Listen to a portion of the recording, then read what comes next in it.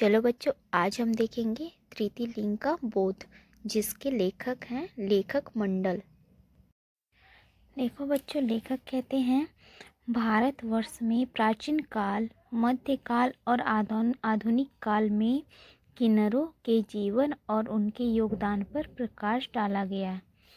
जहाँ प्राचीन काल में उनके राम के वनगमन के समय जब सभी नगरवासी सरयू नदी के तट पर राम को विदा करने आए थे, उस समय राम ने नर एवं नारी को नगर में वापस जाने को कहा एवं पुनः 14 वर्ष बाद इसी स्थान पर मिलने का आश्वासन दिया। परंतु जब श्री राम 14 वर्ष पश्चात सरयू के तट पर आते हैं तो किन्नरों को उसी स्थान पर बसा पाते हैं। पूछे जाने पर किन्नर उत्तर देते हैं कि प्रभु, आपने नगर नारी को अयोध्या नगर वापस जाने को कहा था। हमारे लिए तो आपका कोई आदेश नहीं था, इसलिए 14 वर्ष से हम सब नदी तट पर आपका इंतजार कर रहे हैं। श्री राम ने उनकी भक्ति से प्रसन्न होकर आशीर्वाद दिया था कि कलयुग में उनका राज होगा और उनकी दुआएं लोगों को लगेगी। द्वापर युग में शिखंडी महाराज द्रुपद का पुत्र व द्रौपदी का भाई था, जो कि किन्नर था। उसे कहीं कहीं सती का अवतार भी कहा गया है। शिखंडी ने अपनी शिक्षा दीक्षा विविध पूरी कर ली थी और इस पात्र ने यह सिद्ध कर दिया कि किन्नर समुदाय के लोग दुनिया के बड़े से बड़े कार्य को कर सकते हैं।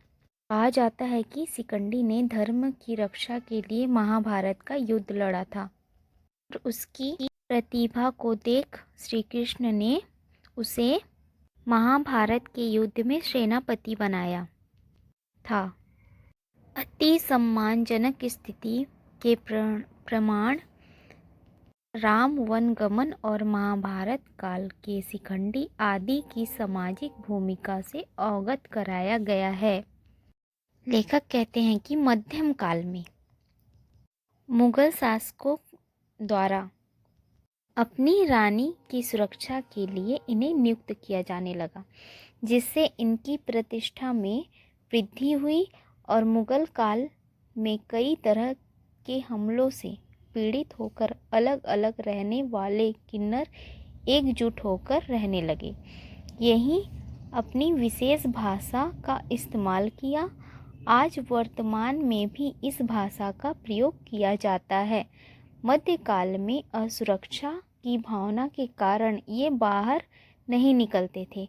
वर्ष में एक बार बधाई लेने जाते थे। अपना जीवन यापन करने के लिए आज भी इस काम का निर्वाह करते हैं।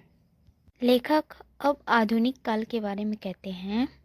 आधुनिक काल में किन्नरों की स्थिति में और सुधार आया और समाज इन्हें स्वीकारने लगा।